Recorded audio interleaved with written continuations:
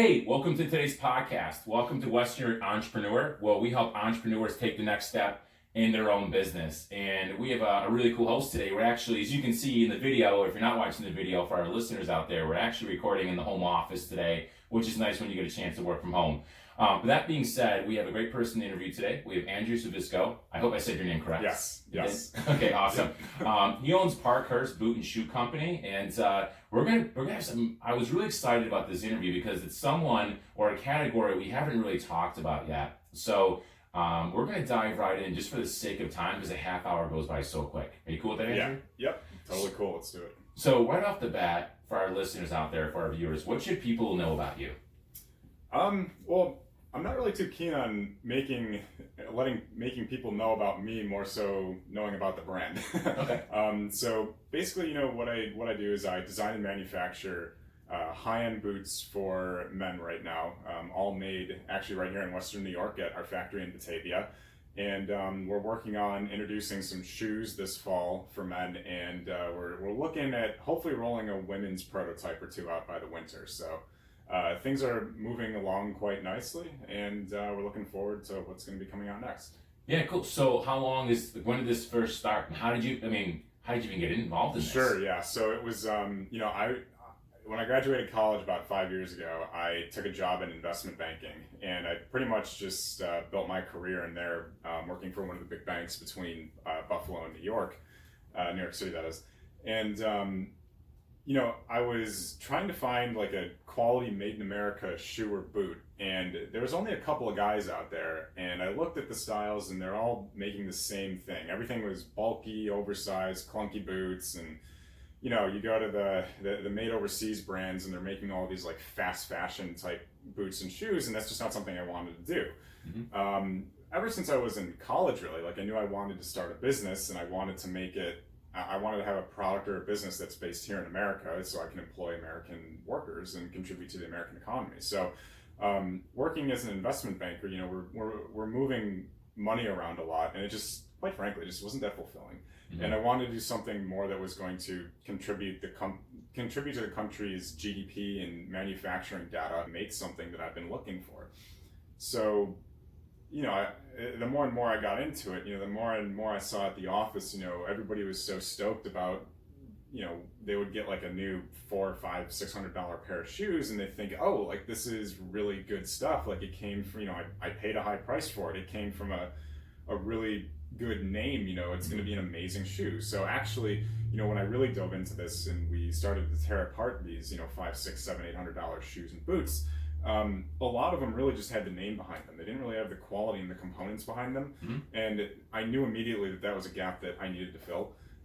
So if we were going to charge, something like $200, $300, even $400, which I'm staying away from that price point, but if we were going to charge a few $100s for a pair of boots or shoes, like, I needed to make sure that we had the components and the quality behind them to support that price point. So, so how long ago was it to you, like, you know what, you got like your Yes. LLC, like all that? Yeah, so literally this whole thing started probably about 2 years ago when I first started looking into it. So I made a business plan, and I pitched it to a factory owner in Batavia, and I was fortunate enough to have him take me on for development.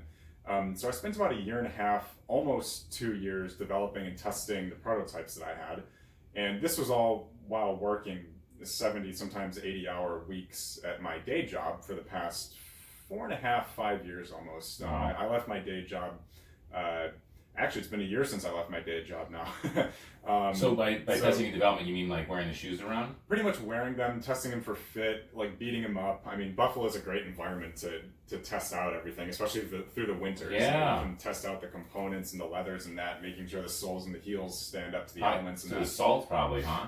Or is that salt's gonna, it kind of sucks because like salt's gonna kill like pretty much anything, unless you have like a full rubber galosh or a full rubber shoe. So like one of the things that I knew I needed to solve right away was, we needed to use some leathers that were going to be heavily oiled and heavily waxed to fight the salt, at least for, a longer amount of time than any other boot or shoe on the market would. So I knew right off the bat that I needed to start sourcing some really high quality leathers. And, I started to go to a lot of US tanneries And we're able to find a lot of those heavily oiled and heavily waxed. Did you actually visit these factories? Some of them I did. Some of them I still haven't gotten around to. But I just ordered some samples or whatnot. Exactly. Yeah, they'll send swatches or sample hides. We'll make a mock-up or prototype of them, and we'll just kind of beat it up and make sure it can stand up to what we need it to. So let me regurgitate this back to you to make sure I'm hearing you correctly. So basically, you had this really cool idea, and you had this like, okay, this is what I would like to go into business for, and then you basically found this manufacturer that you didn't have a prior relationship to, or you did. I did not have a prior. I literally Googled shoe manufacturers in the USA. And it was okay with you possibly making shoes there? Oh yeah. I mean, that's so cool. I didn't find this factory until about the probably 5th or 6th page of Google. Wow. That's okay. So for those that are on the first page, you're still okay. Yeah. With that being said, there's not many left. There's only a couple left in the country, and they're not doing like private label manufacturing, at least at the time, and the industry has begun to really tighten up and shrink in this country for manufacturing this type of product. So, basically, you just pitched your business plan to him. He said, "You know what? I'll let you use my machinery and all." So that's pretty cool. Yep. So that being said, did you say, "Okay, I'll just basically just give me a cut of the profits"? Is that how it kind of worked out? No, so it's literally They acted as like a contract manufacturer, so like I would go there quite often, and I would send them my designs, I would send them my materials and components, and they would make the boots for me. That's so cool. Yeah, that's awesome. And basically, obviously, it's a pay some production costs along the way. Exactly, production costs, development costs, just stuff like normal stuff that you would need to pay for starting up any business. Yeah, absolutely. So that being said, so once you kind of got your prototype down, you realize you love these, whether it's 2 or 3 or 4 different designs, right? Because you only came up with a couple in the beginning. Yeah, I launched with 4. It was tough to launch with them anymore because I wanted to see how everything would end up selling during the first year of business. And we're almost toward the end of July right now. I mean, about 2 months ago, we produced several hundred pairs to start, and come the beginning of May, everything was nearly sold out. So we're very, very pleased with that. That's amazing. And what do you credit that to? Thank you. Honestly, it's not just one thing. It's a culmination of many working parts, many things coming together to contribute to that.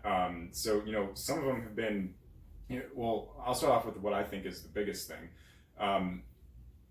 In this market, it's super crowded. There's so many different types of footwear out there.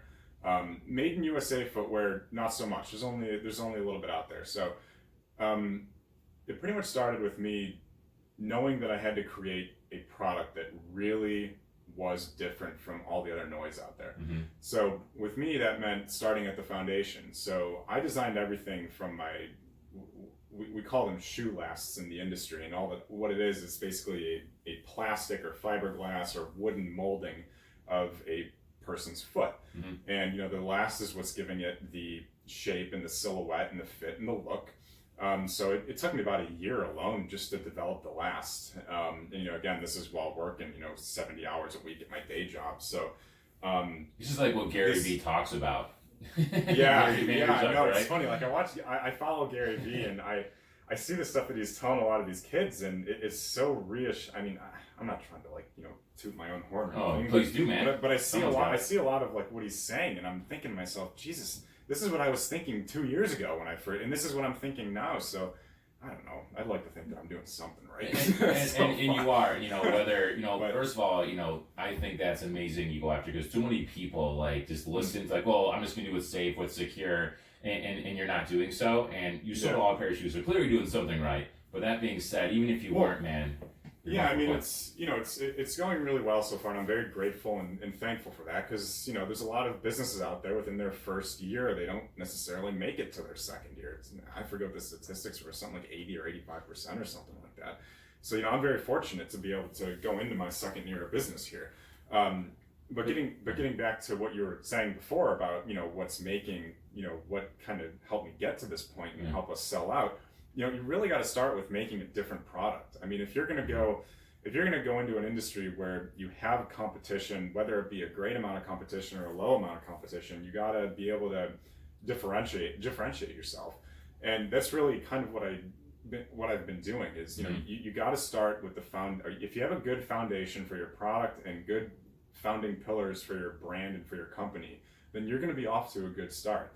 So I think that the look and the design and the fit is part of what helped get me to the point that I'm at now. But you also have to have, in this day and age on social media and stuff, I mean, over 90% of my sales come through Instagram. So it's crazy. I didn't really expect that. So I attribute a lot of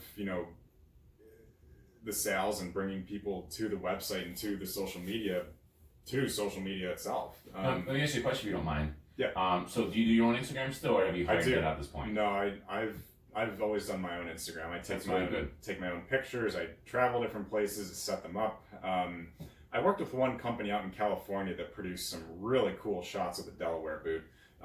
Looking to work with them again. But other than those, there may be like a few dozen of those. Other than those, everything else has been me. Yeah, because if you look at this guy's Instagram, which we'll give you the information towards the end of the podcast, little cliffhanger there. But for that being said, so for our listeners out there, you have about almost 9,000 followers. I think just shy, yeah. Just shy of it, right? Yeah. And, which is impressive. Again, again, so many people you can hire somebody out to do this and make sure you interact with people. But this guy, again, is running his business and doing his Instagram and really just doing it on himself, which is a huge testament to him. But that being said, I have some questions. Sure. And we're already about 12 minutes in, 12 minutes in it. And I just want to make sure that, that we get to all these questions, because I really think this is going to help a lot of entrepreneurs. So for those that have been hanging out with us via video or our episode here, the podcast, we're going to get some nitty gritty stuff now. So right off the bat, and you can answer as short or as long as you want to, preferably on the shorter side if you don't mind, just for time purposes. But of course. So when you got started, did you really just did you have investors? Did you have nothing? Did you just have some cash saved up? So for people, I'm actually just straight up curious. Honestly, you want to know what I did? I lived at home during college. I lived at home while I worked. I saved as much money as I could. I made investments during college. I learned how to trade a few penny stocks. Some of them paid off, some of them didn't. But I basically saved all.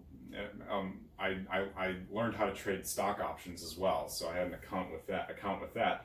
But honestly, I saved.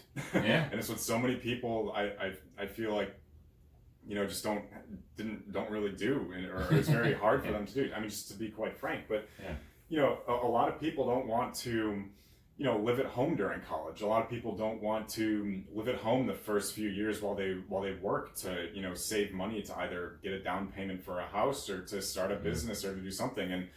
And yeah, it was a little bit tough, seeing a lot of my friends with their own places and doing their own things, but I just didn't care. Yeah. And right now I still don't care, to be honest. If I have to move back home, I just don't.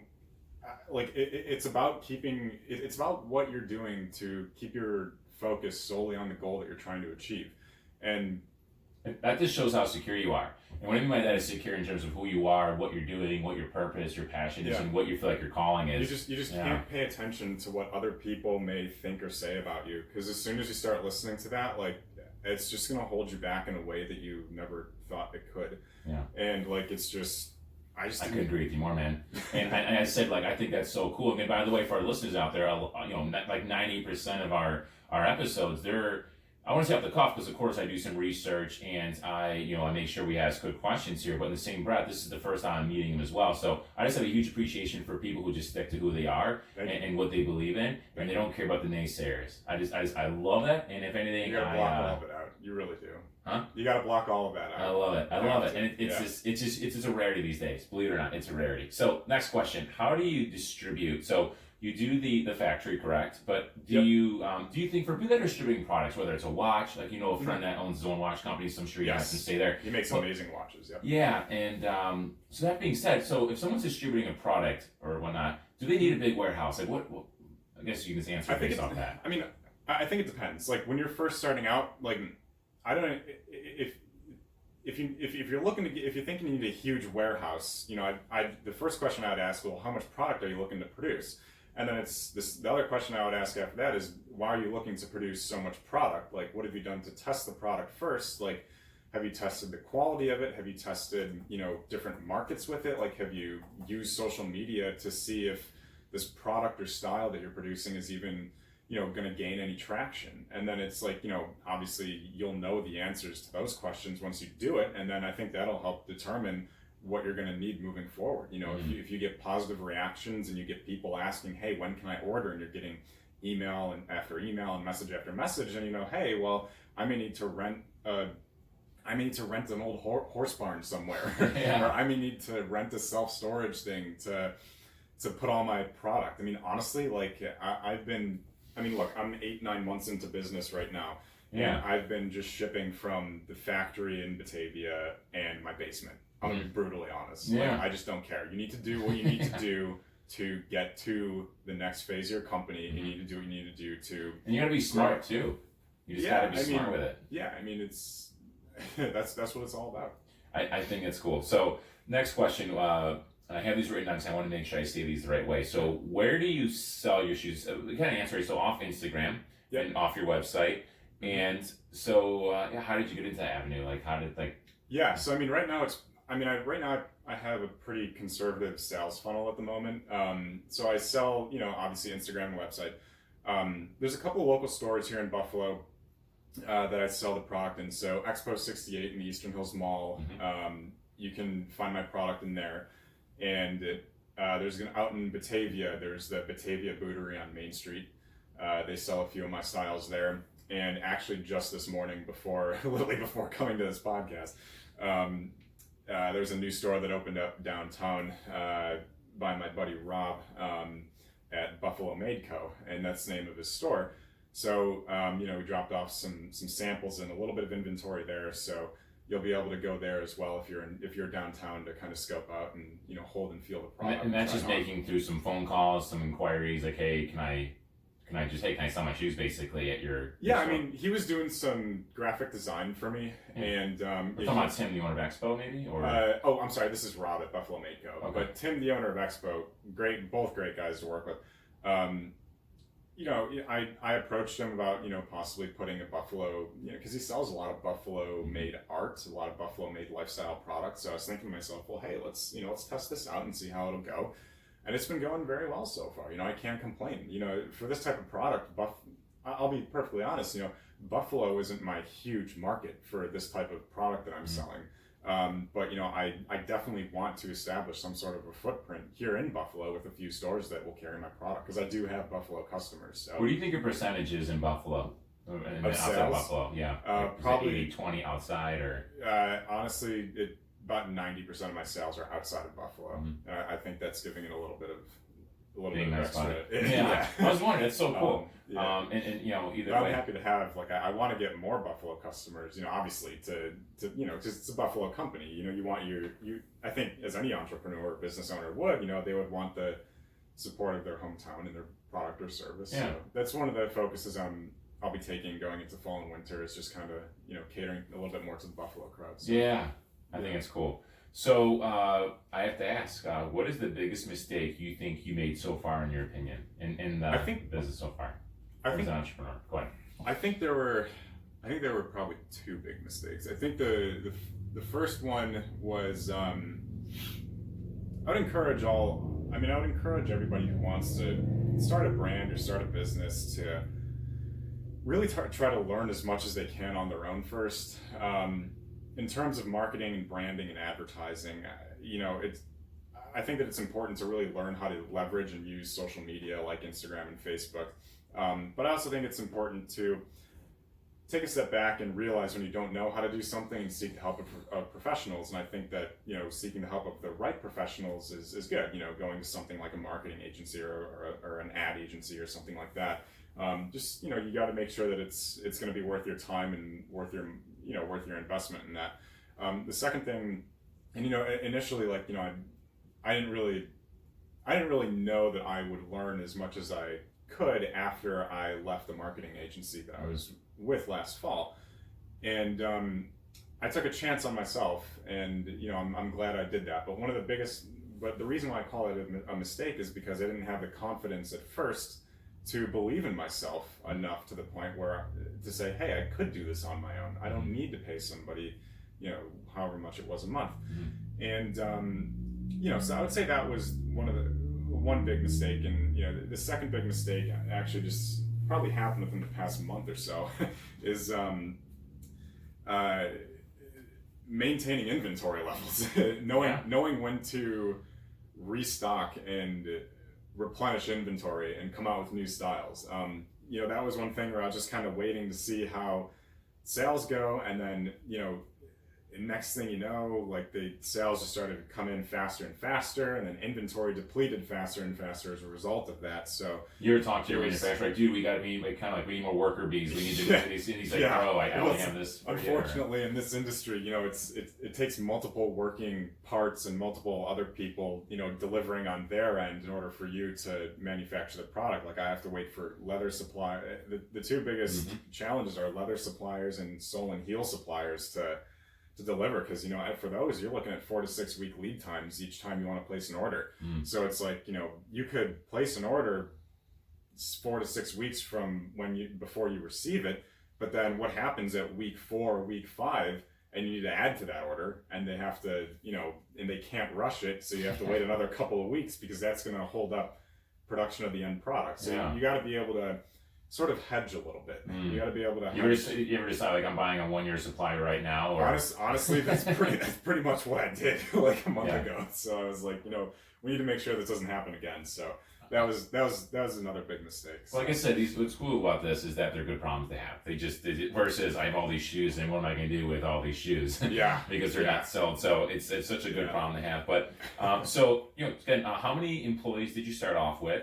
Which is a curious question because you count the factory work. So how many employees do you have working for you right now? How many did you start off with? So like right now it's been the same relationship as it's been from the beginning. I'm partnered in production with them.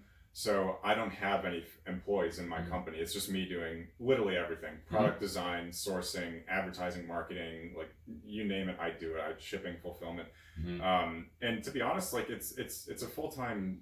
It's more than a full-time job. And it seems like it. Social media these days is just a full-time job. It's a full-time with all the messages you get, and you're answering them. Yeah, I mean, you got that. You got a couple different inboxes for emails that you're managing.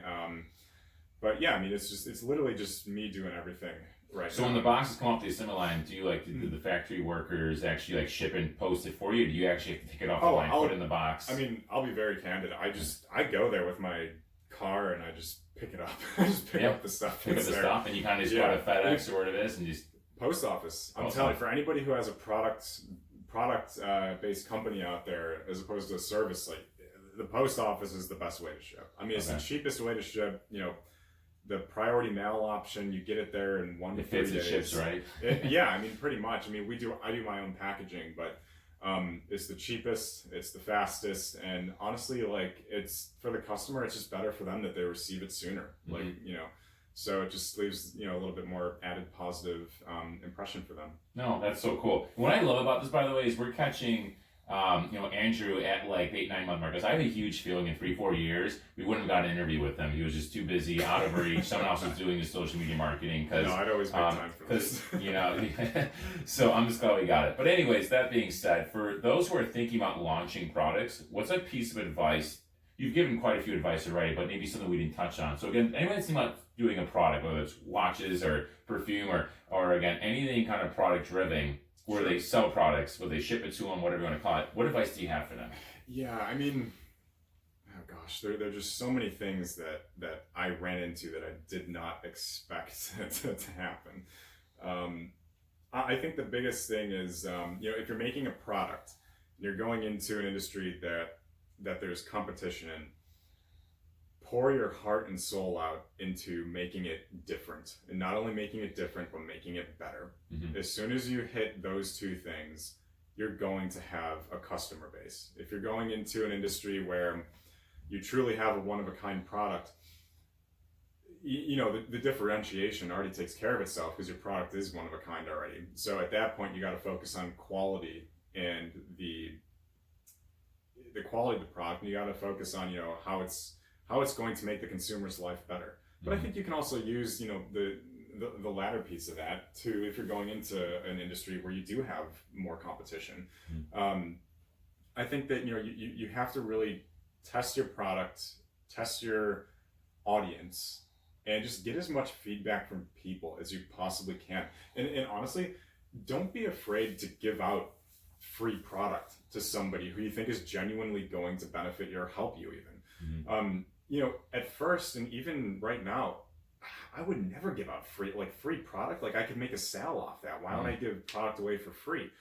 But honestly, there comes a point where if you get product into the right hands, and you get plenty of feedback, and you get it into the right hands of people who will promote for you or give you exposure to a target audience or market that you're looking for, then I think you're going to be off to a great start. So I encourage. Yeah, what you're doing is, it sounds like, I gotta be wrong, but creating those raving fans, like a right raving fan, not a raving fan that doesn't have the audience that you want. Exactly. Right? Like, you don't want to add, like, you don't want to go put the hands, if you just don't want to you want to make sure that if you're going to give a product away for free, that it's going to be, a person who resembles or reflects not your cousin.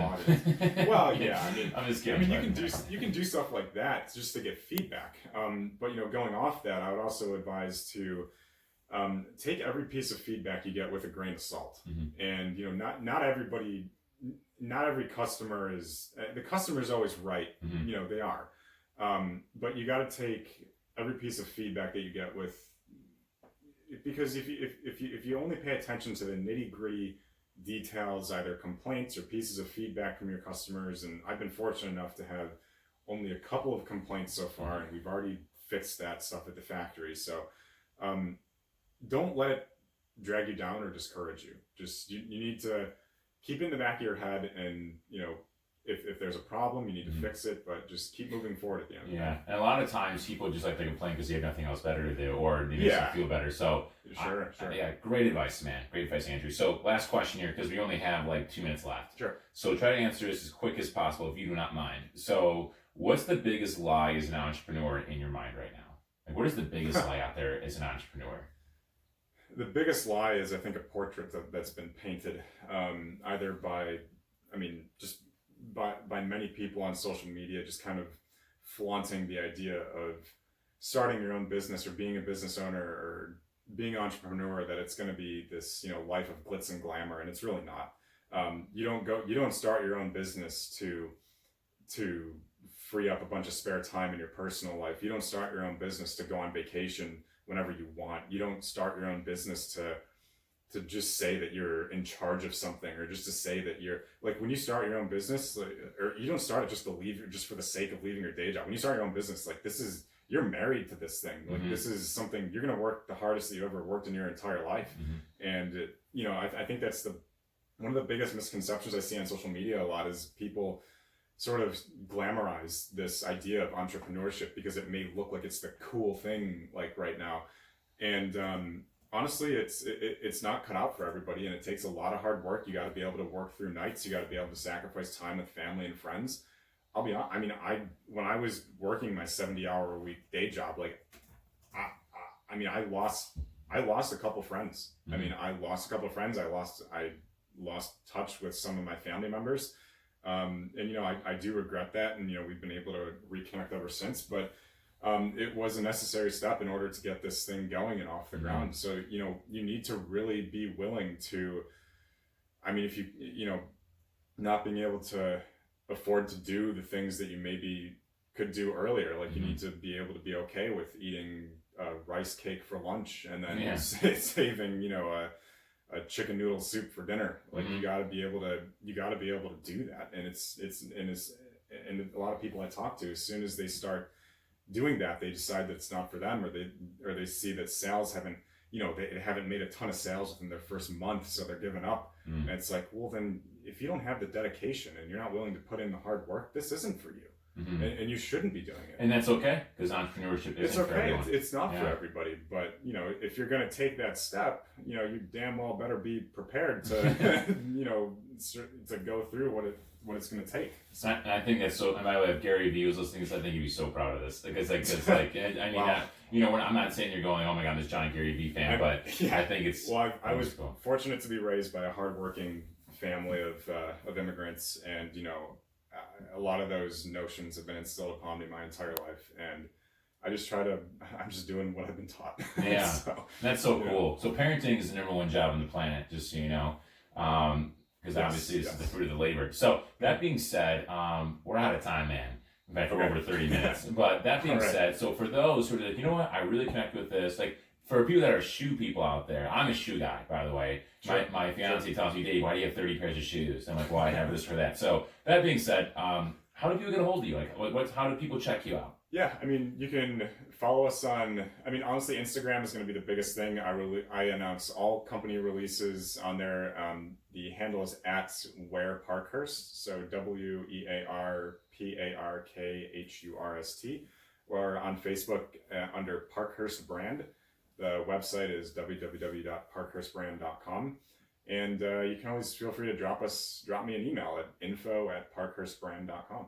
Yeah, and check out his stuff, guys. I already ordered a pair as well before we even had this podcast interview. So please, like I said, by the way, if you love this podcast, make sure you subscribe to it. Make sure you check out the people we're interviewing, and we're just so excited to do this with some great entrepreneurs. So again, thanks for being so genuine. Thanks for being you. No problem. Thank you for having me. Appreciate it.